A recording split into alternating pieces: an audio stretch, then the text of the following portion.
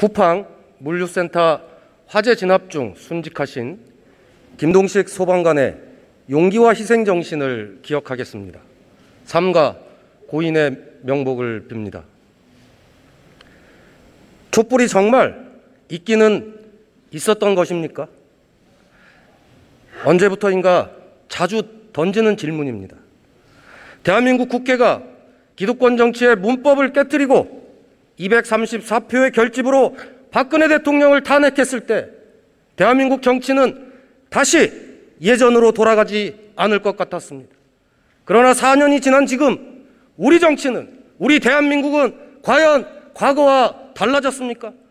새로운 대한민국은 없습니다. 익숙한 대한민국일 뿐입니다. 기회는 평등하고 과정은 공정하고 결과는 정의로울 것이라던 약속 중에 단 한 가지라도 이루어진 것이 있습니까? 뭔가 다를 것이라 기대했던 국민의 바람은 산산조각 났습니다. 촛불 정부를 자임했고 기대가 컸던 문재인 정부와 더불어민주당은 철저하게 실패했습니다. 코로나 때문도 아니고 야당 때문도 아닙니다. 정치를 바꾸겠다던 그들이 똑같이 행동했기 때문입니다. 적폐를 청산하기는커녕 본인들이 그 자리를 꿰차고 앉았습니다. 승자 독식을 끝내기는커녕 권력을 독식하기 바빴습니다. 팬덤 정치와 선을 긋기는커녕 자기들의 팬덤 정치에 편승했습니다. 야당 시절에는 그토록 비난했던 여당의 행태를 그대로 반복한 것입니다. 어느 당이 어느 당인지 구분하기 어려울 정도로 닮았습니다. 기득권 챙기기는 무섭게 빠르고 민생 챙기기는 한없이 느린 정치, 존중과 토론 대신 손쉬운 이분법과 조롱이 넘쳐나는 정치, 지겹도록 봐왔던 그 정치가 죽지도 않고 또 왔습니다. 그래서 내로남불입니다. 조국 때문만이 아닙니다. 더불어민주당도 결국 기득권이었기 때문입니다. 대한민국 국회는 기득권 양당의 내로남불 전쟁터가 돼버렸습니다. 대한민국 유권자들에게는 그야말로 답이 없는 상태입니다.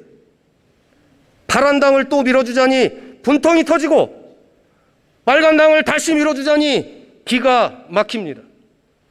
지난주 여당과 야당의 국회 연설이 있었습니다. 분위기만 보면 서로 공격하고 싸우는 것 같지만 내용을 들여다보면 둘이 별로 다를 게 없습니다. 재벌 대기업 도와주자, 탈핵은 이제 그만하자, 빚내서 집 살 수 있게 해주자, 다 똑같은 얘기입니다. 특히 양당은 부동산 기득권에 완전히 의기투합했습니다. 민주당의 2% 기준과 국민의힘의 12억 기준이 도대체 뭐가 다릅니까? 여야가 서로 부동산 부자들에게 잘 보이기 위한 경쟁을 벌이는 꼴입니다. 기득권 양당은 4차 산업혁명을 말하면서 동시에 논의되어야 할 4차 노동혁명에 대해서는 침묵하고 있습니다. 기득권 양당은 기후위기와 탈탄소를 말하면서 여기에 우리 모두의 고통이 수반된다는 사실에 대해서는 침묵하고 있습니다. 기득권 양당은 부동산 문제를 말하면서 평생 세입자로 살아야 하는 시민의 주거권 보장에 대해서는 침묵하고 있습니다. 기득권 양당은 노동자 인권이나 공정을 말하면서 사회에 만연한 차별과 증오, 그로 인한 좌절과 죽음에 대해서는 침묵하고 있습니다. 결국 어디가 집권하던 결과는 똑같습니다. 대한민국을 지배하는 더불어민주당과 국민의힘은 기득권을 대변하는 기득권 정당입니다. 기득권 양당이 만들어갈 대한민국은 지난 30년 동안 그래왔듯이 앞으로도 변하지 않을 것입니다. 사다리를 걷어차고 쌓아올린 그들만의 성체에는 그들만의 포용국가, 그들만의 공정국가가 있을 뿐입니다. 이제 정권이 아니라 정치를 바꿔야 합니다. 거대 양당이 공수교대만 반복하는 기득권 플랫폼으로 전락한 정치, 이 낡아빠진 정치를 그냥 두고는 결코 나라를 바꿀 수 없습니다. 정의당은 지난 시간 선거법을 개정하고도 쓰디쓴 실패를 맛보았습니다. 그 실패 속에서 비로소 깊이 깨달은 것이 있다면 기득권을 가진 자는 절대 스스로 내려놓지 않는다는 점입니다. 기득권 정당은 위성정당으로 기득권의 성체를 더 높이 쌓았습니다. 이제 기득권의 양심에 기대지 않겠습니다. 기득권의 성체 비집고 들어가는 것이 아니라 성 자체를 파괴하는 반기득권 연합의 기치를 높이 들겠습니다. 정의당부터 기득권을 내려놓고 문을 열겠습니다. 정의당 혼자 맞서 싸우겠다는 오만을 버리겠습니다. 기후정의, 노동존중, 평등의 가치에 동의하는 모든 시민들과 함께 싸우겠습니다. 기득권 정당들이 기술혁명 시대를 핑계삼아 기업에 투자하자고 말할 때 우리는 일하는 사람들의 미래와 성장에 투자하자고 말하겠습니다. 기득권 정당들이 탈탄소를 핑계삼아 핵발전으로 회귀하자고 말할 때 우리는 화력발전 조기 종료와 더 과감한 재생에너지로 나아가자고 말하겠습니다. 기득권 정당들이 사회적 합의를 핑계삼아 차별과 증오에 침묵하고 있을 때 우리는 모든 인간의 존엄과 평등을 위해 차별을 배격하자고 말하겠습니다. 87년 개헌 이후 34년 동안 이어진 기득권 정치의 제6공화국을 끝내고 존엄과 평등이 실현되는 제7공화국으로 정의로운 대전환을 시작합시다. 국회는 헌법개정특위와 정치개혁특위를 즉각 구성하고 대통령 피선거권 40세 나이 제한 폐지와 결선 투표제 도입, 지방의회 독식구조 해체 등의 논의를 당장 시작해야 합니다. 존경하는 국민 여러분, 문재인 정부와 더불어민주당의 실패는 국민들이 짊어져야 할 고통이 되었습니다. 국민들의 살림살이는 지금 이 시간에도 무너져 내리고 있는데 정부 여당은 돌아보지도 않고 있습니다. 성공적인 K 방역만 보고 K자형 양극화는 외면하고 있습니다. 한국 경제의 기둥이라며 반도체 산업의 미래만 자축하고 우리 경제를 떠받치는 주요한 기둥인 자영업자, 소상공인들의 현재는 모른 척하고 있습니다. 손실보상에는 그렇게 인색하더니 종부세를 완화하고 부동산 부자 감세에는 한없이 넓은 포용을 보이고 있습니다. 시민들에게 지금 재난지원금보다 필요한 것은 위로가 아닌 격차가 없는 삶의 재건인 것입니다. 어느 청년의 일과를 소개하겠습니다. 오전 10시에 배달의 민족 비마트 배달, 11시에는 쿠팡이츠 배달, 12시에는 소카 핸들러에서 받은 차량을 운전하고 오후 2시에는 크몽에서 받은 번역 일을 합니다. 일자리를 구하는 앱만 달라질 뿐 여느 사람과 다름없는 일을 합니다. 이 사람은 노동자입니까? 자영업자입니까? 지금의 근로기준법 체계로는 이 사람이 누구인지 규정할 수 없습니다. 규정할 수 없으면 보호도 할 수 없습니다. 앱을 통해 일하는 플랫폼 노동자는 2020년에 벌써 174만 명에 달했습니다. 단시간을 반복해 일하는 시간제 일자리는 300만 명에 달합니다. 우리가 노동 밖의 노동이라고 불러왔던 일자리들이 새로운 일의 시장에서는 이미 메인스트림입니다. 안정적으로 일하며 삶을 지속하기가 불가능할지 모른다는 두려움, 사회보장제 어디에도 속하지 못해 탈락하면 죽는다는 공포, 이 두려움과 공포를 정치는 과연 보고는 있는 것입니까? 육아도 일입니다. 작년 5월 통계에 따르면 여성 경제활동 인구 42만 명이 감소했습니다. 그중 23만 명이 넘는 여성들이 육아 등의 가사 부담으로 인해 경제활동을 멈췄습니다. 우리나라 여성 고용률은 20대까지 증가하다가 30, 40대에 급격히 감소합니다. 유럽 국가들과 정반대의 곡선입니다. 국가가 육아라는 일을 제대로 보호하지 않기 때문에 벌어지는 일들입니다. 육아라고 쓰고 경력 포기, 실업, 소득의 상실로 읽는 것이 지금 한국 사회의 현실입니다. 2020년 합계 출산율은 0.84명으로 2015년보다 0.4명이 줄었습니다. 이런 현실 속에서 사회적 가치를 창출하는 일로서 육아를 보호하고 보상하지 않는 것은 국가의 직무 태만입니다. 사회가 육아의 가치를 인정하지 않고 보상도 해주지 않기 때문에 가구에서 주요 소득원 비율이 낮은 여성들의 독박 육아 현실도 개선되지 않고 있는 것입니다. 상인들은 이제 이 사회에서 가장 취약한 계급이 되었습니다. 코로나로 인해 소득 3, 4분위 자영업자들이 1, 2분위 저소득층으로 대량 유입되었습니다.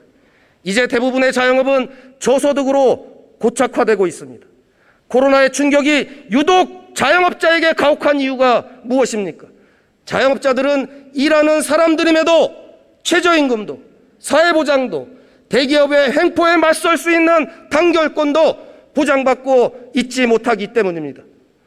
노동시장에서 밀려나고 대기업에게 수탈당하는 자영업자들의 일 역시 국가가 보호해야 할 일입니다. 그래서 일하는 모든 사람들을 위한 새로운 사회계약이 필요합니다. 개인과 기업의 고용계약 중심으로 설계된 구체제의 사회계약은 더 이상 유효하지 않습니다. 이제 사각지대라고 부를 수도 없을 만큼 기존의 사회계약 밖의 일들이 무수히 생겨나고 있습니다. 이 사각지대의 일들은 국가의 보호도 없고 자본의 이익만 존재하는 자유계약 시장에 방치되어 있습니다. 이 자유계약 시장에서 끊임없이 일하며 동시에 끊임없이 빼앗기는 시민을 구출하는 것은 국가의 책무입니다. 새로운 일의 보호를 만들어 갑시다. 노동자와 자영업자뿐만 아니라 사회적 가치를 생산하는 육아와 농업 등에서 일하는 모든 사람을 보호하는 사회계약 제도를 다시 설계해야 합니다. 어떤 일을 하든 일을 한다는 사실만으로 최소한의 삶이 보장되어야 합니다. 모든 일하는 사람들이 최소한의 조건을 보장받고 삶의 최저선을 지킬 수 있도록 일하는 모든 사람들을 위한 새로운 사회계약을 준비해야 합니다. 정의당은 평등과 연대의 가치를 중심으로 한 새로운 사회계약을 만들기 위해 앞장서겠습니다. 존경하는 국민 여러분, 불평등 해소 없는 가짜 공정은 답이 아닙니다. 이명박 박근혜 시대의 공정성이 죽지도 않고 또 돌아왔습니다. 운동장만 기울어지지 않으면 젠더 문제는 공정한 경쟁만으로 해결될 것이라며 제1야당 사령탑인 이준석 대표는 공정을 위해 여성 청년 할당제 폐지를 주장합니다. 기가 찼습니다. 한국에 할당제가 있기는 합니까? 사기업 채용 과정에는 찾아볼 수도 없고 공무원 양성평등 채용 목표제는 오히려 남성 할당제로 기능하고 있습니다. 정당에는 청년 여성 공천 할당제라도 있었기에 그나마 국회의원 여성 비율 19%, 2030 비율 3%라도 지켜낸 것입니다.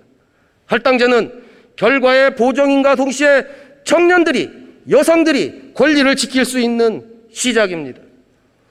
이준석 대표는 박근혜 퀴즈로 정치계에 입문하고 청년 할당제인 퓨처메이커 전형으로 공천을 받아놓고 정작 공정을 앞세워 사다리를 걷어차는 모습입니다. 불공정 메이커가 따로 없습니다. 모두에게 똑같은 사다리만 대주면 그게 공정한 것입니까? 모두가 달릴 수 있는 트랙만 만들어 놓으면 그게 공정한 것입니까? 문제는 격차입니다. 상위 20%와 하위 20% 간 부동산 자산 격차가 164배입니다. 포스코건설, GS건설 등 9개 기업의 산재 사망 82%가 하청 노동자입니다. 스카이대학교, 의대, 로스쿨 학생들의 부모 절반 이상이 고소득층입니다. 미성년자 배당 소득이 3천억 원에 육박하고 있습니다. 이렇게 벌어진 격차는 불평등한 출발선을 다시 만들 뿐입니다. 이 현실을 쏙 빼놓고 말하는 공정은 돈도 실력이라고 말하던 정유라식 공정입니다. 격차에 좌절한 시민들에게 공정을 팔아서 자신들만의 특권과 기득권을 세습하겠다는 것입니다. 이명박 박근혜 시대의 공정, 그 공정을 다시 세습하겠다는 것입니다. 이명박 전 대통령은 청년 실업 문제에서 가장 중요한 것은 청년 본인들의 자활 노력이라고 말했습니다. 박근혜 전 대통령은 저성과자 해고제도를 앞세우며 비인간적인 경쟁을 강요했습니다. 죽어라, 노력만 하면 누구나 성공할 수 있다는 신화로 그 경쟁에서 결국 떠밀리게 될 우리 사회 가장 약자들을 벼랑 끝으로 내몰겠다는 것 아닙니까? 모두를 위한 공정이 아니라 그들만을 위한 공정입니다. 새로운 공정이 아니라 이명박 박근혜 시대의 바로 그 공정인 것입니다. 역시나 한나라당, 새누리당, 꼰대, 수구 기득권 정당 습성이 어디 가지 않습니다. 과정만 공정하다고 격차가 해소될 수는 없습니다. 상위 10%의 자리만 보장된 경쟁을 놓고 공정을 따지는 정의는 정의가 아니라 불의입니다. 격차를 해소하지 않고서는 공정을 가장한 가장 불평등한 사회일 뿐입니다. 이 불평등한 사회 구조를 무엇 하나 바꾸지 않고 개인의 능력 탓으로만 돌리는 사회에서는 그 누구도 안전할 수 없습니다. 함께 사는 누구도 배제되지 않고 한 사람 모두 존중받는 사회, 사회에서 가장 불리한 위치에 있는 국민들을 가장 먼저 배려하는 사회를 만들어야 합니다. 정의당은 이제 실질적인 평등을 말할 것입니다. 약자들을 위해 출발선을 조정하고 그래서 그 결과가 평등한지 교정하겠습니다. 부당한 노동의 대가, 기본권 침해, 불공정한 특혜, 차별 등의 사회 구조적 문제들에 눈 감고 공정의 잣대만 들이미는 이 불공정에 맞서겠습니다. 포용과 연대의 언어로 평등을 말하겠습니다. 거대 양당이 이 현존하는 불평등을 외면하는 것이 아니라면 지금 당장 평등을 위해 나서야 할 것입니다. 존엄하고 평등한 새로운 시대를 차별금지법으로 열어야 합니다. 시민들이 마치 공정에만 열광하는 듯 눈 돌리지 마십시오. 시민들의 88.5%가 차별금지법에 동의하는 것은 왜 말하지 않고 있습니까? 시민들의 평등에 대한 간절함, 절박함을 외면하는 것입니다. 공정은 지금 당장이면서 차별금지는 시기상조일 수 없습니다. 국회가 더 이상 혐오와 차별의 가해자가 공범이 되지 않도록 차별금지법 제정에 응답해 주십시오. 존경하는 국민 여러분, 정의당은 초당적 협력으로 한반도 평화의 돌파구를 마련하겠습니다. 한반도의 70년 전쟁, 길어도 너무 긴 이 지겨운 전쟁을 끝냅시다. 존경하는 박병석 국회의장님과 동료 의원 여러분, 전쟁을 끝내기 위해 우리가 함께 대한민국 국회를 움직입시다. 저는 작년 7월 바로 이 자리에서 한반도 평화의 큰 발자국인 역대 6개 남북 정상 합의문을 모두 비준하자고 제안했습니다. 오늘은 지나간 1년의 시간만큼 더 절박한 심정으로 제안합니다. 문재인 정부의 4.27 판문점 선언과 9.19 군사합의, 노무현 정부의 14 공동선언, 김대중 정부의 6.15 공동선언, 그리고 이 모든 평화선언의 출발점이 되어준 박정희 정부의 7.4 남북 공동성명과 노태우 정부의 남북 기본 합의서까지 한반도 평화의 큰 발자국인 6개의 남북 합의문을 모두 비준하여 국회의 한반도 평화 의지를 보여줍시다. 또 하나, 8월에 예정된 한미연합훈련을 중단해야 합니다. 한미 정상회담 이후 한반도 평화의 기대가 커지고 있는 상황입니다. 만약 한미연합훈련이 관성적으로 진행된다면 적대와 불신의 악순환은 반복되고 어렵게 살려놓은 남북미 대화의 불씨도 꺼질 것입니다. 역대 남북 정상합의 국회 비준과 8월 한미연합훈련 중단 국회 결의는 국회가 지금 당장 할 수 있는 평화의 실천입니다. 평화를 위한 국회의 적극적인 역할은 정부의 지적이 아니라 자랑스러운 국회의 역사로 남을 것입니다. 여야를 가릴 일이 아닙니다. 21대 국회가 한반도 평화의 돌파구를 마련할 수 있도록 대한민국 국회의 초당적 협력을 기대합니다. 경청해 주셔서 감사합니다.